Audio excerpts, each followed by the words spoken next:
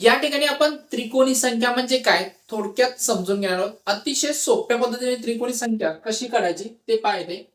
या ठिकाणी आपल्याला 15 ची त्रिकोणी संख्या काढायला सांगितली. ज्यावेळेस तुम्हाला एखाद्या संख्येची त्रिकोणी संख्या काढायला सांगितली असेल तर काय करायचे, इथे तुम्हाला 15 ची सांगितली तर 15 लिहा आणि त्याच्या समोरची संख्या त्याच्या गुणाकारात घ्या. 15 नंतर 16 येतात बरोबर आहे. आणि याला काय करायचं 2 ने भागायचे. ठीक आहे. तर इथे संक्षिप्त रूप द्या. 2 आणि 16 संक्षिप्त रूप जाते. बे एक बे, बे आठी 16. इथे बघा 15 आठी किती होतात 120.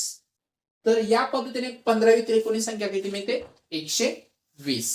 याच पद्धतीने दुसरं उदाहरण पहा. 19वी त्रिकोणी संख्या. तर बघा इथे सुरुवातीला 19 लिहून घ्यायचे आणि नंतर त्याच्या समोरची संख्या त्याच्या गुणाकारामध्ये म्हणजे कोण येणार आहे 20 आणि छेदामध्ये 2 या पद्धतीने. ठीक आहे.